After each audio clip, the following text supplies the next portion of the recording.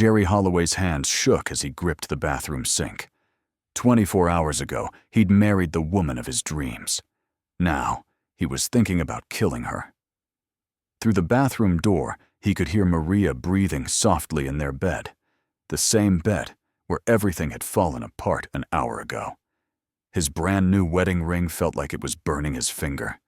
His stomach turned as the image flashed through his mind again.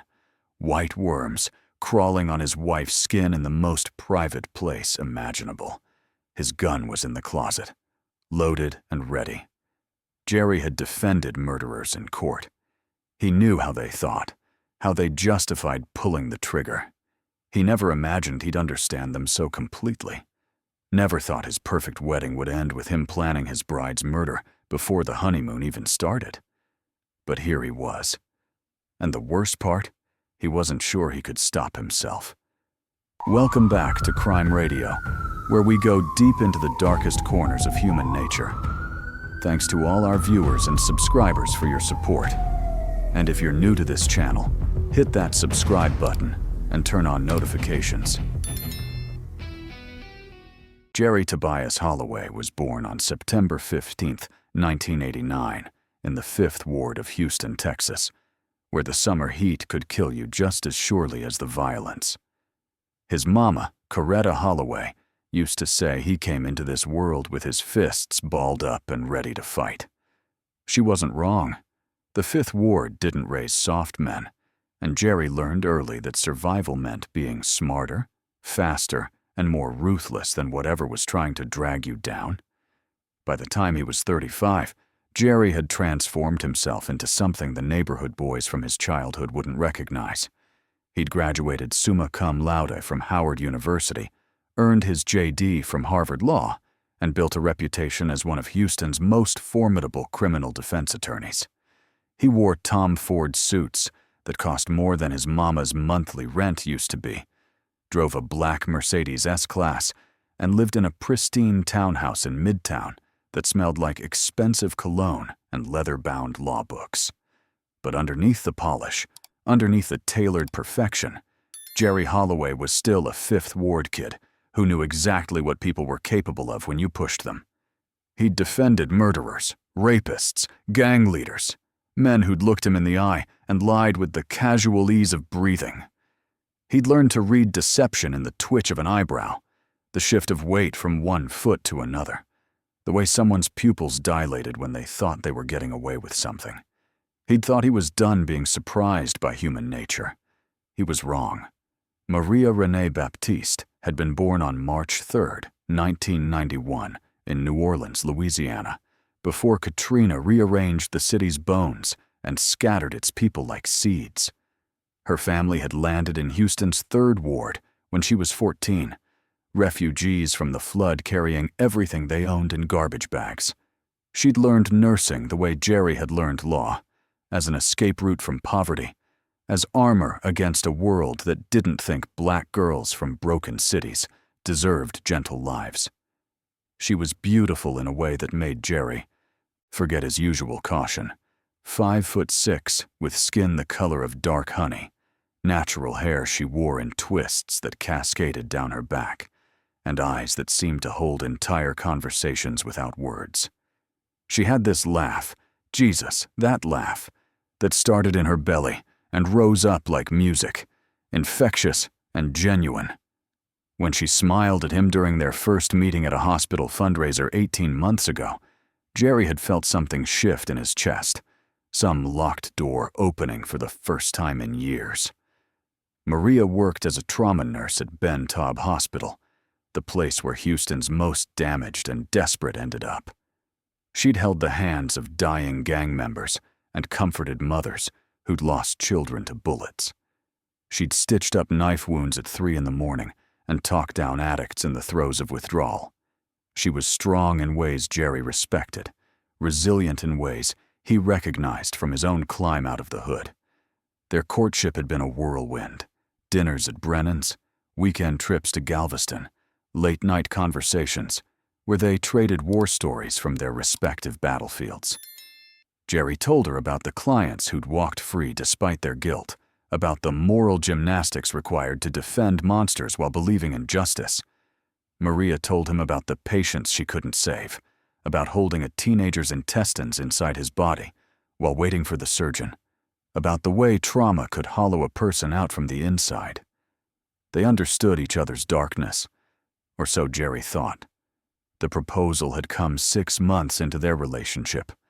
Jerry on one knee in Herman Park, the skyline glittering behind them, a 2-carat diamond ring, ethically sourced, conflict-free, because Maria cared about that kind of thing, catching the last light of day. She'd said yes with tears streaming down her face, had kissed him so hard he'd tasted salt and joy and something that felt dangerously like forever. The wedding had been elegant, but modest, held at the Houstonian Hotel with 150 guests, his mama crying in the front row, her brothers flying in from New Orleans, their friends from Howard and Ben Taub filling the pews with celebration. Maria had worn an ivory gown that hugged her curves like water, and when Jerry lifted her veil, he'd felt like the luckiest man in Texas, maybe the luckiest man alive. The reception had lasted until midnight, dancing, champagne toasts, his best friend Jerome giving a speech about how Jerry had finally found someone who could put up with his workaholic ass. They'd driven to their townhouse. Maria had moved in 3 months ago, her nursing texts mingling with his legal briefs on the bookshelves, with tin cans rattling behind the Mercedes, both of them giddy and exhausted and hungry for each other. That had been 24 hours ago. 24 hours before Jerry's entire world revealed itself to be built on lies. Houston in early October still carried the weight of summer, the heat pressing down like a hand even after dark. The city sprawled vast and indifferent, a concrete prairie where old oil money rubbed shoulders with new tech wealth, where the wards, 3rd, 4th, 5th, still carried their histories of struggle like scars that wouldn't fade. Jerry's rise from the 5th Ward to partner at Holloway & Associates had been the kind of story people liked to tell themselves about America. Bootstraps and brilliance, grit and determination. But Jerry knew the truth was messier. His father, Tobias Sr., had been shot dead outside a liquor store when Jerry was 7, killed for a wallet containing $43 and a photo of his family. His mother had worked 3 jobs, cleaning houses, overnight shifts at a nursing home, weekend catering, to keep Jerry and his younger sister Destiny fed and clothed. The law had fascinated Jerry from childhood, ever since his daddy's killer walked free on a technicality, some procedural error that meant justice was a word without meaning. He'd watched his mama's face crumble in the courtroom, watched her age a decade in an afternoon, and he'd made a decision. He would master the system that had failed his family. He would learn its language, its loopholes, its pressure points. He would become fluent in the machinery of justice until he could operate it like an extension of his own hands. Howard University had been his awakening, surrounded by brilliant black minds, professors who'd marched with King, classmates who debated Baldwin and Morrison and Du Bois until dawn. He'd met Jerome there, his future best friend and law partner, a kid from Atlanta with a smile like sunshine and a mind like a steel trap. They'd made a pact, return to Texas, build something that mattered, defend people who couldn't defend themselves. Harvard Law had been colder, wider, lonelier. Jerry had felt like an anthropologist studying an alien culture, learning how privilege dressed and spoke and moved through the world. But he'd graduated near the top of his class, and when he'd returned to Houston at 26, he'd been armed with credentials that opened doors previously locked to 5th Ward boys. The practice he'd built with Jerome specialized in criminal defense, and Jerry had discovered he was good at it, maybe too good. He could look at a crime scene and find the gaps in the prosecution's narrative. He could cross-examine witnesses until their certainty crumbled. He could stand in front of a jury of 12 Houstonians and make them believe in reasonable doubt, even when reason argued otherwise. It had cost him something, that skill. He'd defended men he knew were guilty, had watched them walk free and go on to hurt others. He'd made peace with it by telling himself that everyone deserved representation, that the system only worked if it worked for everyone. But late at night, alone in his townhouse before Maria, he'd sometimes hear his daddy's voice, asking if this was really what justice looked like. Maria had seemed like redemption. She saved lives while he parsed legal technicalities. She stood in the gap between death and survival, while he argued about admissibility and precedent. In her, he'd seen a kind of moral clarity he'd lost somewhere between Howard's idealism and Harvard's pragmatism. Her family, the Baptistes, were New Orleans royalty of the broken kind. Her grandfather had played trumpet with the Preservation Hall Jazz Band. Her grandmother had been a Creole cook whose gumbo was legendary in the 7th Ward. Katrina had swept all that away, leaving them with memories and recipes, but no house to cook in, no neighborhood to come home to. Maria's mother, Celeste, had died of a heart attack 2 years after the storm, the stress finally catching up with her. Her father, Antoine, had turned to drink, then disappeared into the Louisiana Bayou country with a woman half his age. Maria and her 2 brothers, Andre and Raphael, had raised themselves in 3rd Ward Houston, had learned to navigate a city that wasn't theirs, but had to become home. The trauma had made Maria fiercely independent, sometimes to the point of isolation. She kept parts of herself locked away, rooms in her heart Jerry knew he'd never been invited into. He'd told himself it was fine, that everyone was entitled to privacy, that trust built slowly over time. He'd thought they had time. Looking back now, standing in his bathroom at 2 a.m. while his bride slept 20 feet away, Jerry could see the signs he'd ignored. The way Maria sometimes flinched when he touched her unexpectedly, the locked phone she kept face down on tables, the vague explanations about where she'd been on her days off, the prescriptions in her medicine cabinet he'd glimpsed once, antifungals, antibiotics, with names he didn't recognize.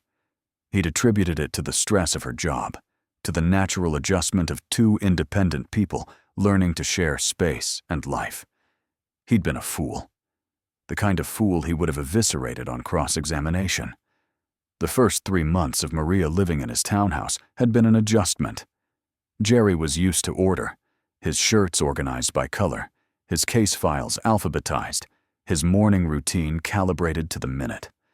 Maria brought beautiful chaos, wet towels on the bathroom floor, nursing scrubs draped over chairs, the smell of cocoa butter and antiseptic mixing with his cologne in the closet.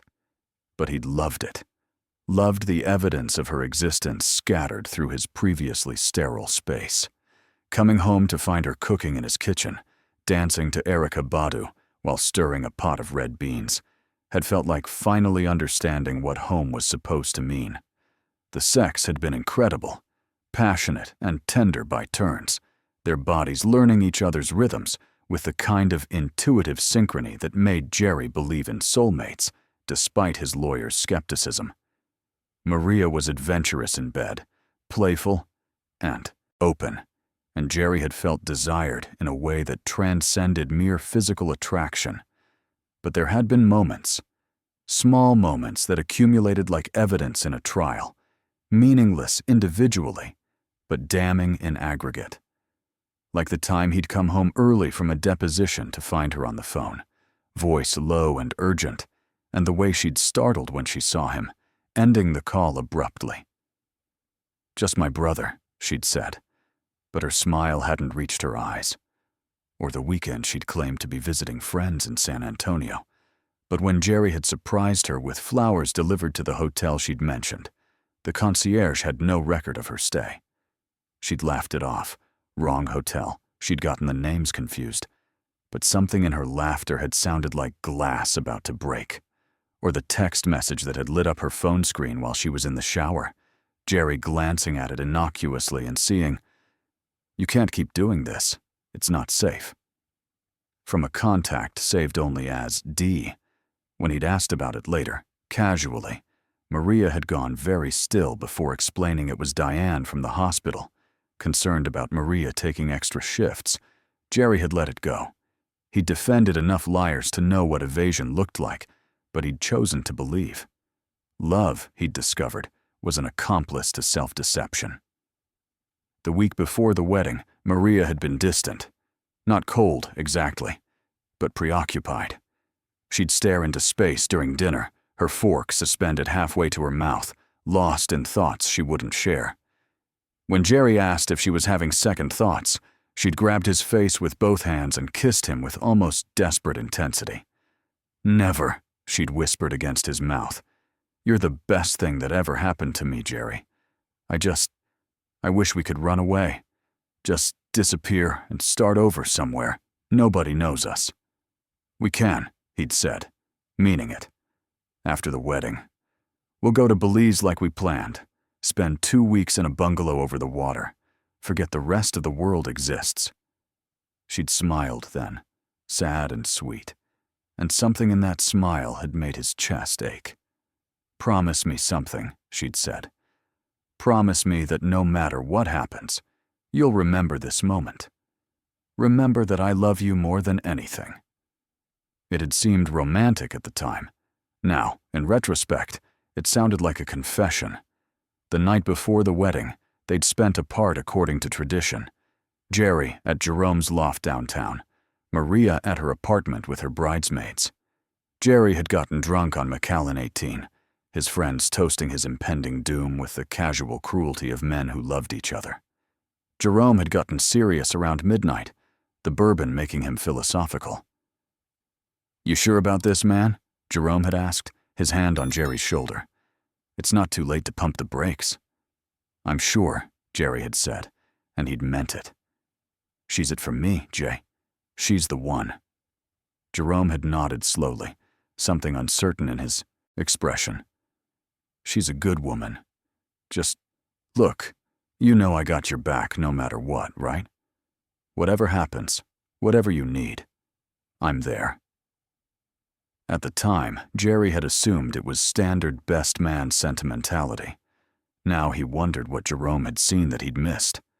The wedding ceremony itself had been flawless, Maria radiant, her vows eloquent, her kiss tasting like joy and forever. The reception had been a blur of faces and champagne and dancing, Jerry spinning Maria across the floor, while Mary J. Blige sang about real love through the speakers.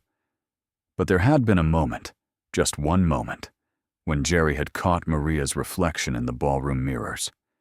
She'd been standing alone near the bar, her face unguarded, and the expression she'd worn had stopped his heart. She'd looked terrified, haunted, like a woman watching her execution date approach. Then someone had called her name, and the mask had slipped back into place, and Jerry had convinced himself he'd imagined it. They'd left the reception at midnight, rice raining down on them as they'd run to the Mercedes, their laughter bright in the October darkness. The drive home had been charged with anticipation, Jerry's hand on Maria's thigh, her fingers tracing patterns on his wrist. Inside the townhouse, they'd barely made it past the foyer before they were kissing, desperate and hungry, Jerry pressing Maria against the wall while she wrapped her legs around his waist. They'd made love right there, half-clothed and urgent.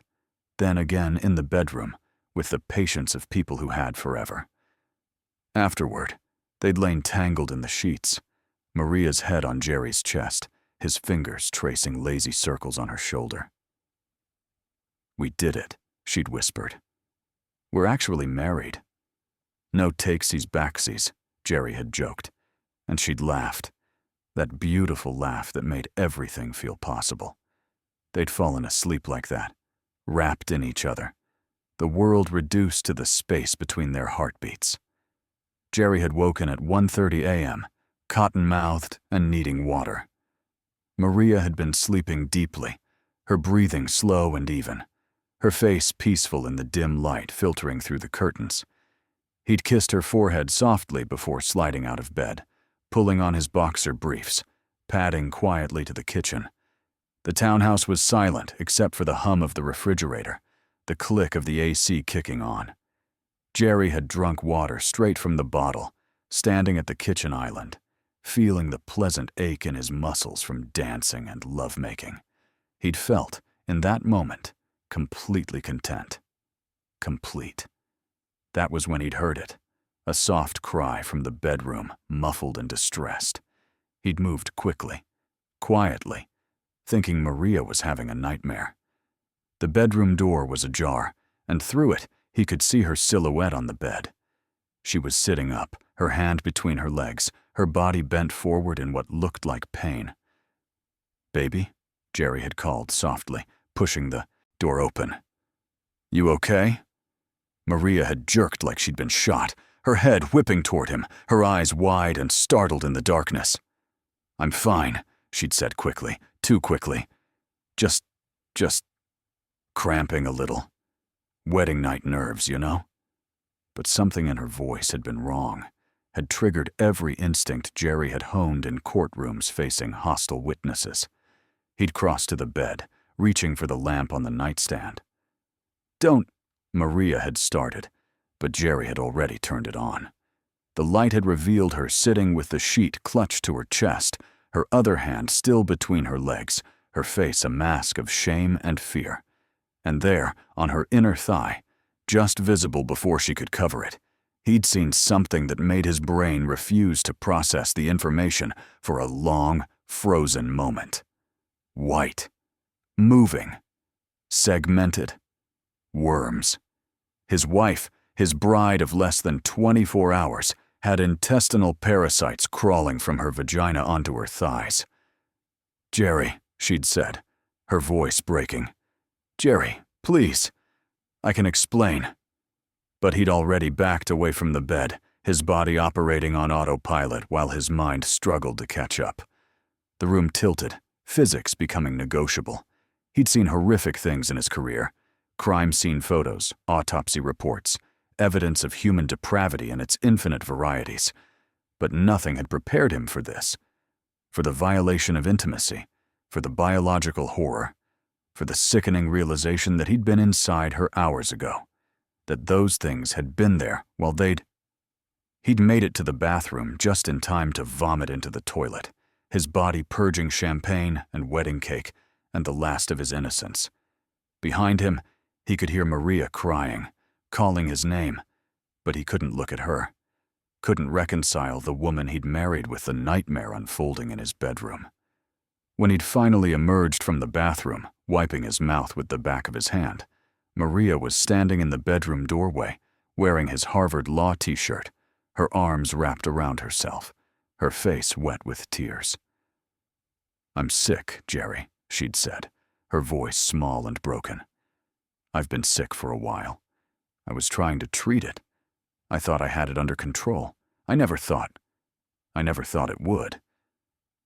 "Pinworms?" The word had come out strangled. "Threadworms? What the fuck, Maria?" "Not pinworms," she'd whispered. "Something else. Something I picked up at the hospital maybe, or I don't know.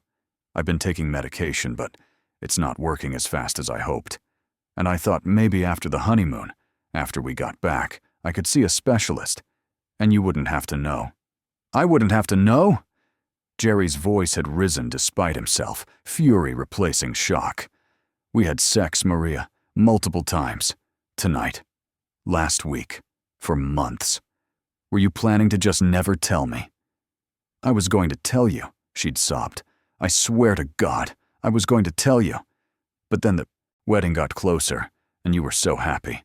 And I thought maybe I could just fix it quietly, and everything would be fine." "Fine?" Jerry had laughed, a sound like breaking glass. "You think this is fine? You think lying to me, exposing me to... Jesus Christ, Maria, do I have them too? Do I have fucking worms because of you?" The look on her face had answered before her words could. "You might," she'd whispered. "We should both get tested. I'm so sorry, Jerry. I'm so sorry." Jerry had told Maria to stay in the bedroom while he tried to think. He'd paced the living room for 20 minutes, his mind racing through the implications like a prosecutor building a case. The medicine cabinet. She'd had medication in there for weeks. He'd seen the labels: albendazole, ivermectin, something called praziquantel, and he'd assumed they were for patients, samples she'd brought home. But they'd been for her. She'd been treating herself while living with him, sleeping with him, planning a future with him. How long? How long had she known? He'd pulled out his laptop, started searching medical databases with the desperation of a man looking for a lifeline. What he'd found had made everything worse. Strongyloids stercoralis, threadworm, a parasitic nematode common in tropical climates, in areas with poor sanitation, in immunocompromised patients. It could lie dormant for years, then emerge when the immune system was stressed. It was treatable but persistent, requiring multiple rounds of medication. And yes, it could be transmitted sexually in severe cases, though that was rare. Rare. The word mocked him from the screen. He dug deeper, searching for why Maria might have contracted it. The parasite was endemic in parts of Louisiana, in rural areas where she might have been exposed as a child. Or she could have picked it up from a patient at the hospital, through accidental exposure despite precautions. Or, and this was the thought that made his blood run cold, she could have contracted it from someone else. Someone she'd been intimate with. Jerry had sat with that possibility for a long time, watching the cursor blink on the screen. He'd thought about the mysterious text messages, the evasive explanations, the locked phone.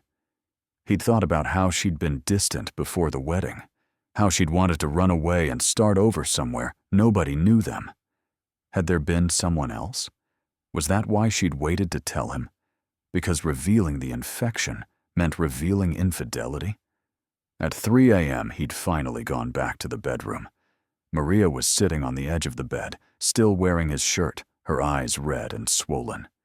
She'd looked up when he entered, hope and fear warring on her face. "Tell me everything," Jerry had said, his voice flat and dangerous. "And I mean everything. No more lies, no more evasions.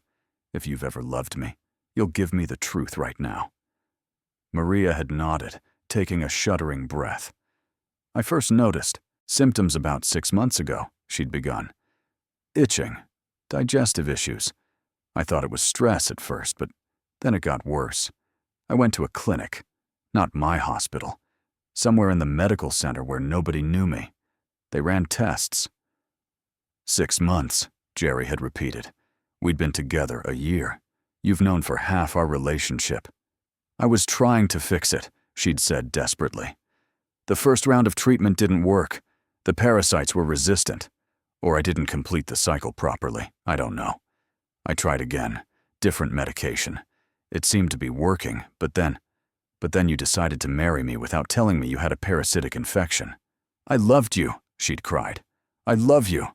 I couldn't bear the thought of losing you, of you looking at me the way you're looking at me right now. Like I'm disgusting. Like I'm contaminated." "You are contaminated," Jerry had spat, immediately regretting it, but unable to take it back. "And you contaminated me." The silence that had followed was brutal. "Where did you get it?" Jerry had finally asked. "The truth, Maria. Was there someone else?" She'd looked genuinely confused. "What?" "No, God, no, Jerry. There's never been anyone else since we met. I think I probably had it since I was a kid. Growing up in New Orleans after Katrina, the housing situation was rough. We lived in places with standing water, no proper sewage sometimes. It might have been dormant for years and only became active recently." Jerry had wanted to believe her. Christ, he'd wanted to believe her so badly it physically hurt. But his lawyer's brain wouldn't let him. "The texts," he'd said. "The phone calls. The mysterious weekend in San Antonio that wasn't. Explain those." Maria had closed her eyes. "I was seeing another doctor, a parasitologist in San Antonio who specializes in resistant infections. I didn't tell you because I didn't want you to worry, and I thought I could handle it myself. The texts were from her, Dr. Devereaux, checking on my treatment progress." "Show me," Jerry had demanded. Show me your phone right now." Maria had hesitated for just a fraction of a second, but it was enough. Enough to confirm every suspicion blooming poisonous in Jerry's mind. She'd unlocked her phone and handed it to him, and he'd scrolled through the messages with Dr. D. Devereaux. They'd been exactly what Maria said. Medical updates, appointment reminders, prescription adjustments. Nothing romantic. Nothing incriminating beyond the deception itself. But there had been other messages, deleted messages, visible in the phone's backup logs when Jerry had clicked through the settings. Messages from someone listed only as R in her contacts. "I miss you. When can I see you again? Does he know yet? Be careful. I love you." Jerry had looked up from the phone to find Maria staring at him with an expression he couldn't read. "Who the fuck is R?" he'd asked, his voice deadly quiet. "My brother," she'd whispered. "Raphael. He's been helping me get medication when the prescriptions ran out, lending me money for the specialist visits. He knows about the infection. That's all those messages mean." Jerry had wanted to throw the phone through the window. "You expect me to believe that? I miss you? I love you? That's not how siblings text." "It is for us," Maria had said, and something in her voice had carried absolute conviction. "We went through hell together, Jerry. After Mama died, after Daddy left, we only had each other. Raphael practically raised me. We're close in ways that might look strange to other people, but it's not. It's not what you're thinking." Jerry had stared at her, trying to find the lie in her face and finding only exhaustion and desperation. His certainty had wavered, cracks appearing in the narrative he'd been constructing. "Why?" he'd finally asked. "Why hide it? Why not just tell me you were sick? Let me help you. Trust me to handle it." Maria had started crying again, silent tears tracking down her cheeks. "Because I'm ashamed," she'd whispered. "Because I work in healthcare, I'm supposed to know better, and I let this happen to my body. Because I thought you'd see me differently. Because I was terrified that if you knew, you wouldn't want me anymore. That you'd leave, and I'd be alone again. And I can't. Jerry, I can't be alone again. It'll kill me." Jerry had left the bedroom and returned to the living room, Maria's words echoing in his head. He'd sat on the couch in the darkness, the city lights filtering through the windows, and forced himself to think like the lawyer he was instead of the betrayed husband he'd become. Evidence. Maria had a parasitic infection. She'd hidden it for months. She'd exposed him to potential infection. She'd lied by omission repeatedly. Motive. Shame. Fear of abandonment. Possibly other reasons she hadn't disclosed. Intent. To preserve the relationship. To avoid confronting her condition publicly. Possibly to trap him in marriage before disclosure. The last thought made him sick, but he couldn't dismiss it. He'd prosecuted enough cases to know that people did horrific things to avoid being alone. That love and manipulation could coexist in the same heart. His phone sat on the coffee table, dark and accusatory. He could call Jerome right now, tell him everything, get advice from someone with emotional distance.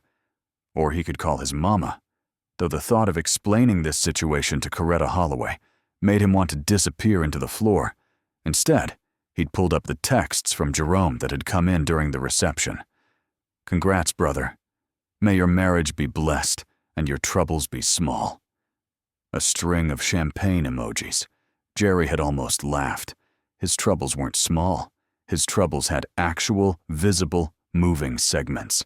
He'd thought about his daddy then, about Tobias Sr. dying on that liquor store pavement over $43, about how random violence had shattered his family's world in an instant, about how his mama had survived by being strong, by making impossible choices, by doing what needed to be done. What needed to be done? The thought had arrived fully formed, cold and clear as a verdict. He'd tried to push it away, but it had persisted, growing roots in his mind. Jerry Holloway had spent his adult life in the space between justice and law, watching guilty people walk free because the system had procedural holes you could drive a truck through. He'd made peace with that moral ambiguity by telling himself he was serving a higher principle: the right to defense, the presumption of innocence, the protection of due process.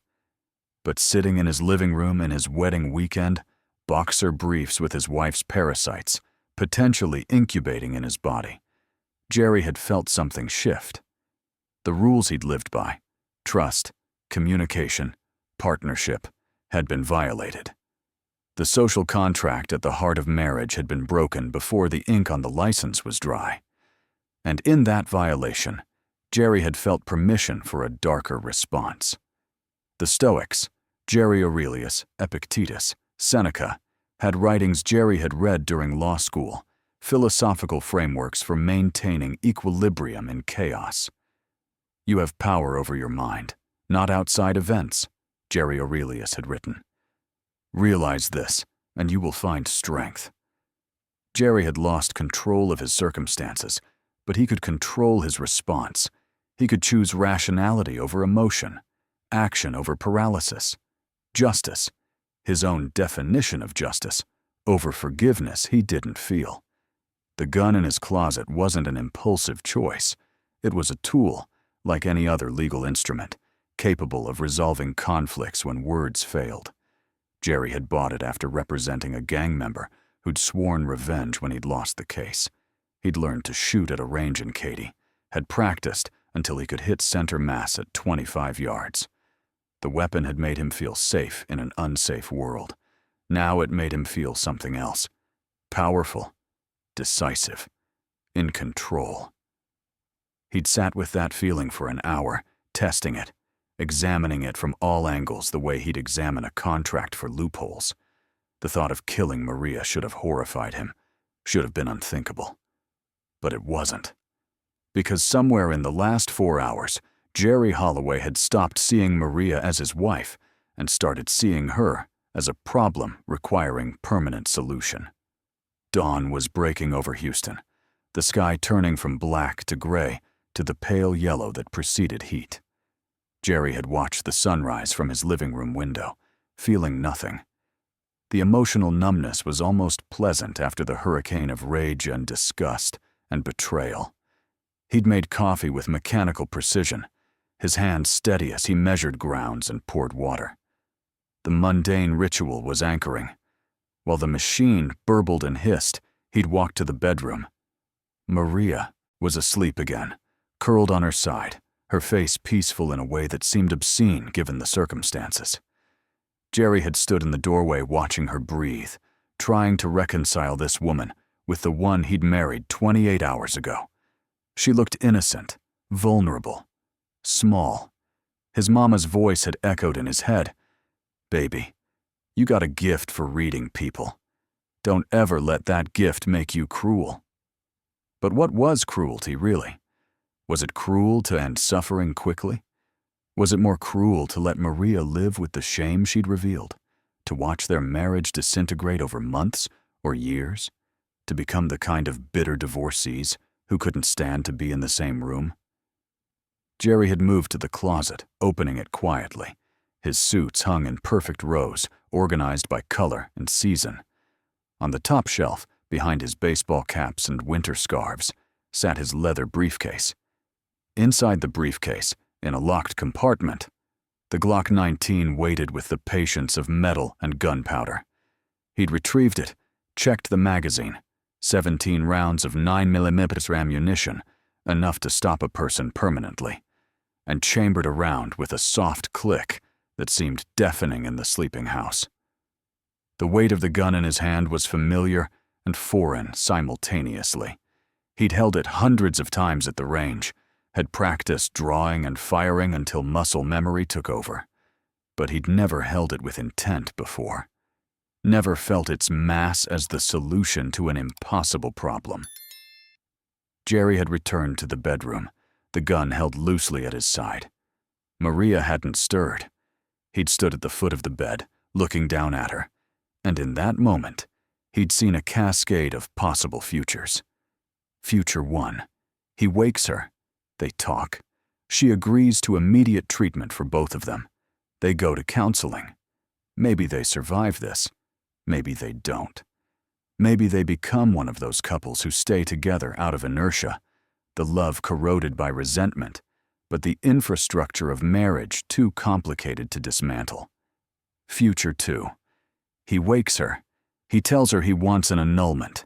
She fights it or she doesn't. Either way, word gets out. Houston legal circles are small. Gossip travels fast. And Jerry Holloway becomes the lawyer whose wife gave him parasites. His reputation takes a hit. His practice suffers. Every time he walks into a courtroom, opposing counsel will be thinking about worms. Future 3. He doesn't wake her. The gun rises. A squeeze of the trigger, maybe 2. Maria stops breathing. The problem disappears. Jerry calls 911, tells them his wife attacked him. He defended himself. There was a struggle. He's a respected attorney. She was hiding a shameful illness. Maybe she'd become unstable, paranoid about him discovering her secret. Self-defense, temporary insanity, emotional distress. He knows the language, knows which buttons to push, knows how to construct a narrative that plays to a jury's sympathies. He'd stood there for 5 minutes, maybe 10, the gun growing heavy in his hand, while the futures branched and multiplied in his mind. The sun crept higher, throwing bars of light across the bedroom floor, across Maria's sleeping form. Epictetus had written, "It's not what happens to you, but how you react to it, that matters." Jerry was choosing his reaction with the cold precision of a surgeon selecting an instrument. This wasn't passion. It wasn't rage. It was something colder and more dangerous. It was reason in service of vengeance, logic weaponized against betrayal. He'd raised the gun slowly, lining up the sight picture the way he'd been taught. Center mass, where the heart was, where the betrayal lived. Maria's eyes had opened. For a frozen moment, neither of them moved. Maria's eyes, still soft with sleep, had focused on the gun, then tracked up Jerry's arm to his face. He'd watched comprehension arrive like a freight train, watched her go from confused to terrified in the space between heartbeats.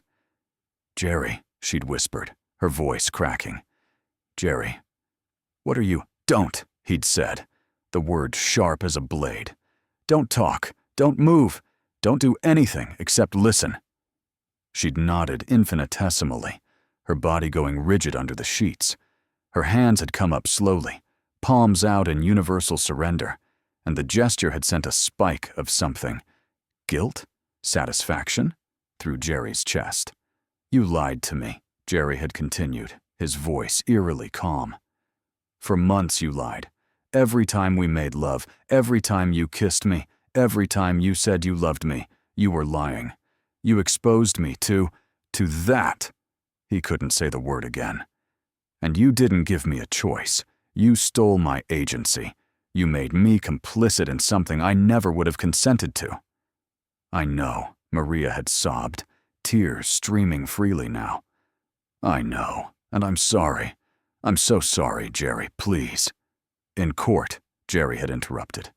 "What you did would be considered assault, reckless endangerment at minimum. You knowingly exposed me to a biological hazard without my consent. Do you understand that? You assaulted me, Maria. My own wife assaulted me." "I never thought of it that way," she'd whispered. I was scared and stupid, and I thought I could handle it, and I'm sorry. I'm so sorry." "Sorry doesn't fix this." The gun hadn't wavered.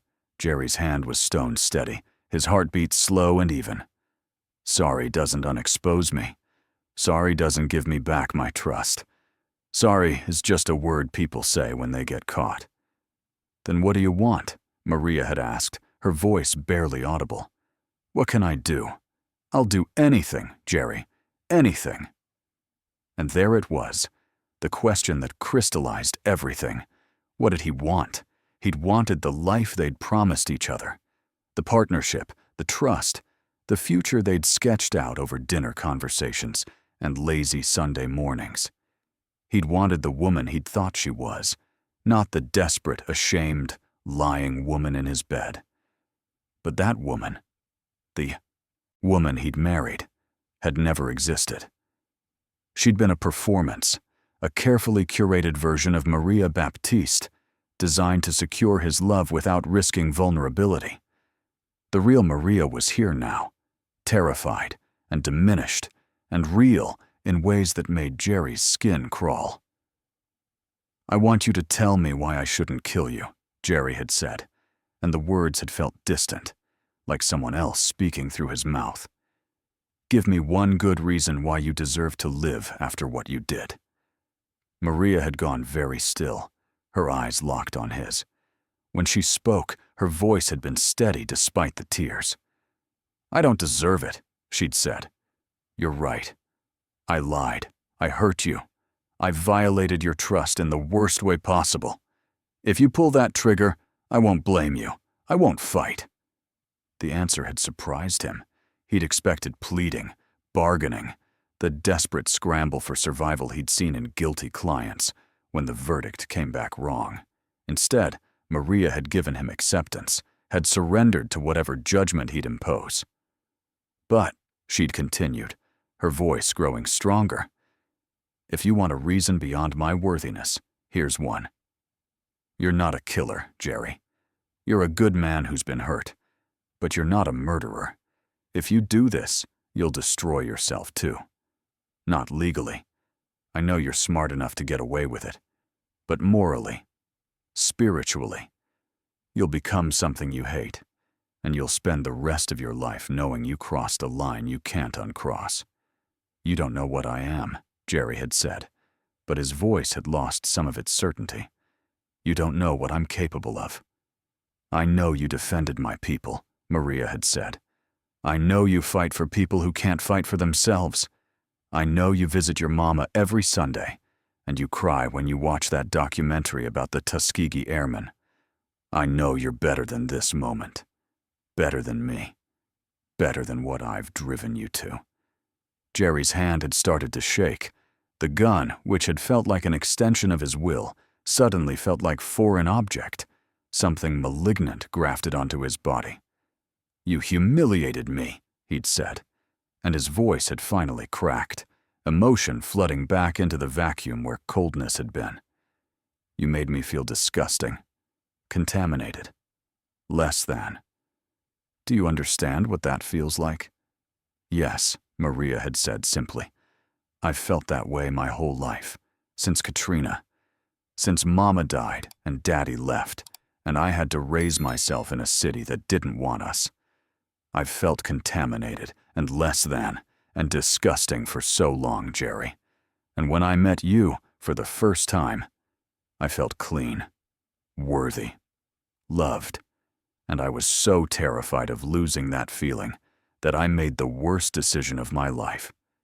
They'd stared at each other across the space of the bedroom, across the wreckage of their marriage, across the impossible distance between intention and outcome. Jerry had felt something break inside him, some dam holding back the full weight of his grief and rage and love and disappointment. The gun had lowered slowly, his arm trembling with exhaustion or relief or both. He'd sunk to his knees at the foot of the bed, the weapon hanging loose in his hand, and he'd started to weep. Great, shuddering sobs that came from somewhere so deep he'd forgotten that place existed. Maria had crawled across the bed toward him, slowly, like approaching a wounded animal. She'd reached out and gently taken the gun from his hand, setting it on the nightstand with the safety engaged. Then she'd wrapped her arms around him, and Jerry had let her, had collapsed against her chest while she held him and rocked him and whispered apologies into his hair. "I hate you," Jerry had sobbed against her. "I hate you so much right now." "I know," Maria had whispered back. "I know. I hate me too."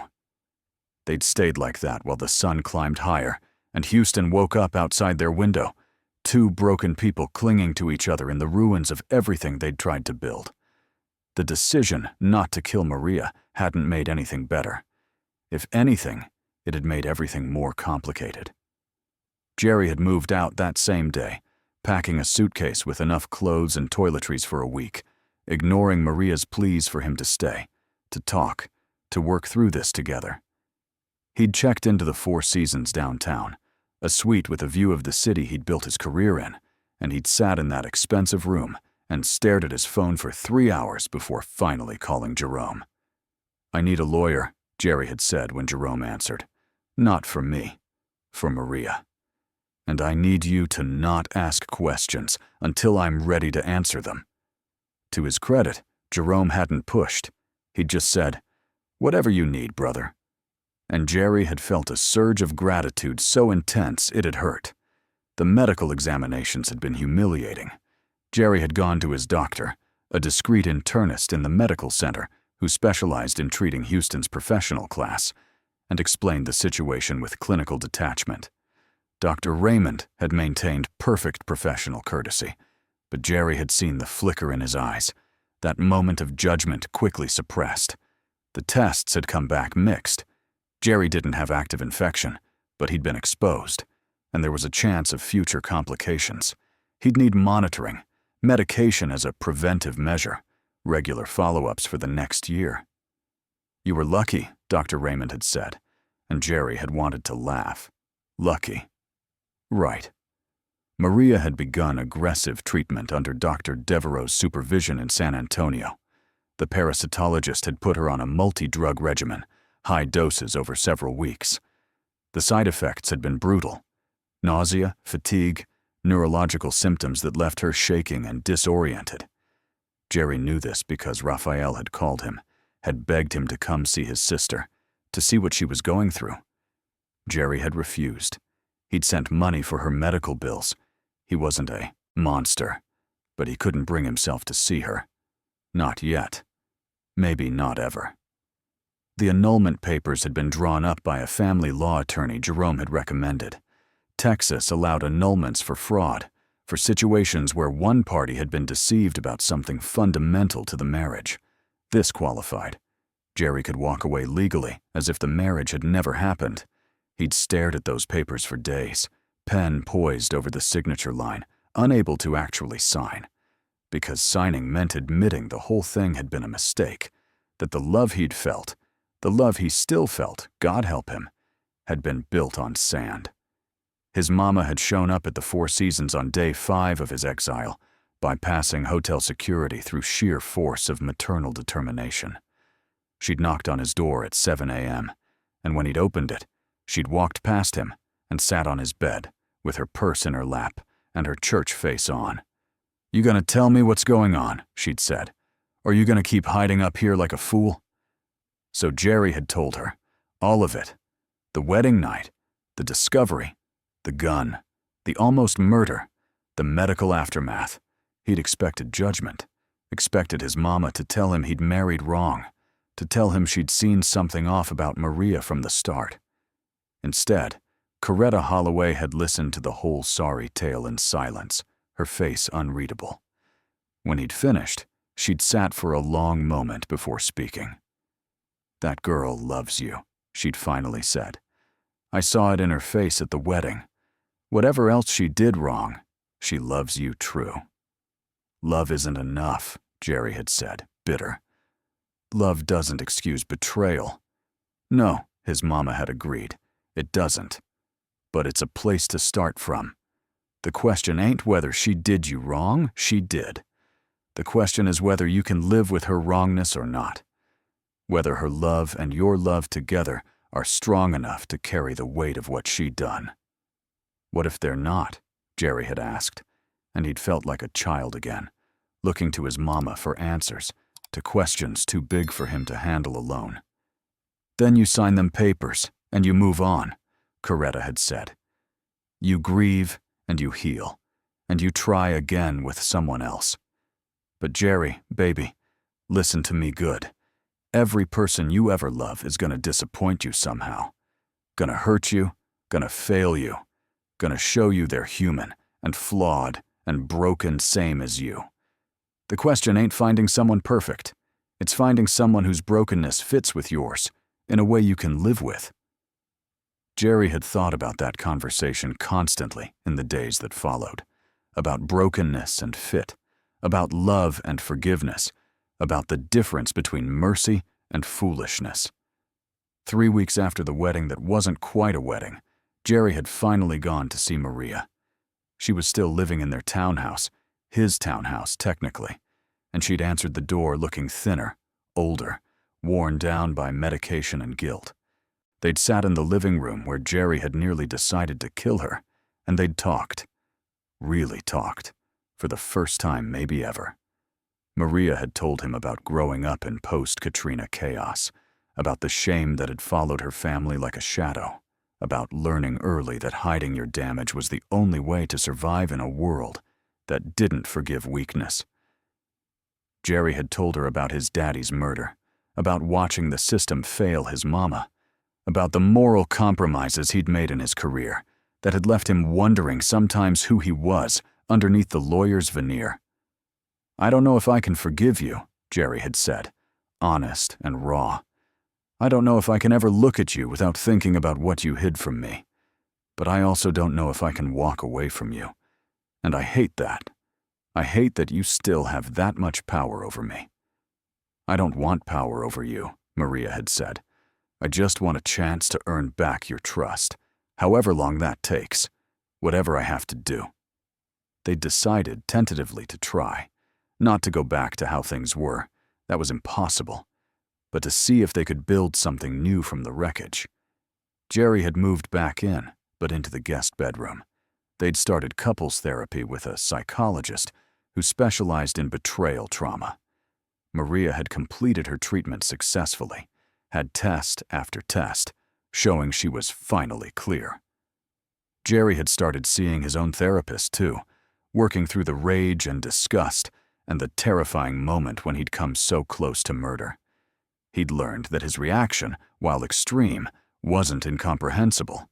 That betrayal could trigger fight-or-flight responses powerful enough to override moral programming. That he wasn't a monster for having those thoughts, just a hurt human being who'd briefly lost his way. They'd made love again eventually, 6 weeks after the wedding, both of them crying throughout. The act more about trying to reclaim intimacy than pleasure. It had been awkward and painful and cathartic, and afterward, Jerry had held Maria while she'd slept and thought about his mama's words. "Every person you ever love is going to disappoint you somehow." The annulment papers were still unsigned, sitting in his office drawer. Maybe they'd stay there forever. Maybe one day he'd pull them out and end this chapter properly. But for now, they existed in limbo, married but not. Together, but separate, learning how to live in the space between forgiveness and condemnation. Jerry had changed. The optimistic kid from the 5th Ward who'd believed in justice and happy endings was gone, burned away in the fire of that wedding night. In his place was someone harder, more cynical, more aware of the darkness humans carried, but maybe also someone more compassionate, more understanding that people contained multitudes, that the same person who loved you could also devastate you, and neither impulse negated the other. Maria had changed too. She'd started, speaking more honestly, had stopped trying to manage everyone's perception of her. She'd reconnected with her brothers, had started processing the trauma of Katrina and its aftermath, with help from a therapist who specialized in disaster survivors. She'd become smaller in some ways, less performative, but also more solid, more real. One evening, 3 months after their wedding, they'd sat on their patio watching the sunset paint Houston's skyline in colors borrowed from fire. Maria had reached for Jerry's hand, tentative, and he'd let her take it. "Do you think we'll make it?" she'd asked. "I don't know," Jerry had answered, truthful. "But I think we're trying, and maybe that's enough for now." The Jerry Aurelius quote he'd remembered that terrible night had a second part he'd forgotten. "You have power over your mind, not outside events. Realize this, and you will find strength." He'd found strength, but not the kind he'd expected. Not the strength to walk away cleanly or to forgive completely.